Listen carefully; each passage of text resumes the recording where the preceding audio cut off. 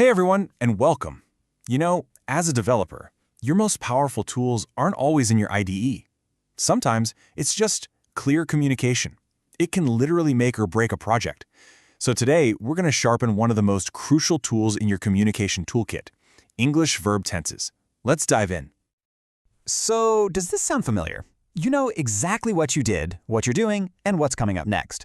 But when it's your turn to speak in the daily stand-up, the right words they don't quite land, right?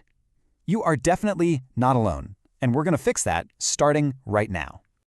So we're going to frame this whole thing inside a really simple story, just a day in the life of a dev. We'll see how getting these tenses right helps them nail the most common communication challenges that, you're probably faced every single day. So let's meet Alex. Alex is a fantastic coder, but like a lot of us, Alex knows that telling the team about the code is just as important as writing the code. The challenge isn't the logic, it's the language. First up, the classic daily stand-up. This meeting is all about reporting what you've already done and what's on your plate right now. It is the perfect place to really master the difference between the past and the present. All right, so for anything that's completely finished, you're going to use the past simple. And I love this analogy. Think of it like a git commit. When you commit your code, that piece of work is done. It's a sealed snapshot in time. The past simple is your verbal git commit. I fixed the bug.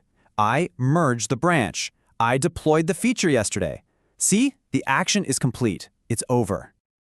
Okay, now for what you're doing right now. We use the present continuous. This is your active development branch. It's the work that's happening as we speak. I'm debugging the new module. We're testing the API. It's in progress.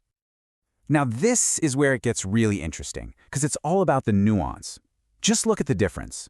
I fixed the bug, that's past simple, done, finished. But I was fixing the bug when the server crashed, that's past continuous. It tells a whole story. It tells us an action was in progress when something else, the interruption, happened. This is absolutely brilliant for explaining blockers or any unexpected issues. So here's the key takeaway, the really simple way to remember this. Think of your Kanban board. Past simple is for everything you've dragged over to the done column. And present continuous, that's for everything sitting in your in progress column. Simple, right? All right, so Alex's day moves on, and now we're in a sprint planning meeting. The focus here totally shifts. We're not talking about what's done or what's happening now. We're talking about plans, intentions, and decisions about what's coming next. You know, English has a few different ways to talk about the future, and picking the right one makes you sound way more precise and professional. We're going to focus on the big three that you'll use all the time in any planning meeting. And this just lays out the difference perfectly. You use present continuous for a fixed plan, something that's already on the calendar, like I'm deploying the fix on Friday. You use be going to when you've already decided to do something. It's an intention. We're going to refactor the database. And will? Well, that's for a spontaneous decision you make right there in the meeting. Someone points out a problem and you say, that's okay, I'll handle it. See how each one sends a totally different signal? And this is just so important to get right. When you say, I'm going to do it, it implies you've thought about it, and it's already part of your plan. I'll do it can sound more like an offer you just made up on the spot. In a professional setting, communicating a solid plan, well, that just builds a ton of confidence. Okay, so we've looked at the past, the present, and the future. Now let's put it all together and build the perfect, super clear status update that you can use in pretty much any meeting. Here it is, your three-step formula. It's really this simple. 1, start with the past. What's finished? I finished the refactoring. 2, move to the present. What's in progress? I'm testing the API endpoints. And 3, state the future, your very next step. I'm pushing the changes tomorrow. That's it. Past, present, future. Done. And why does this work so well? Because this structure isn't just about good grammar. It's a powerful storytelling tool.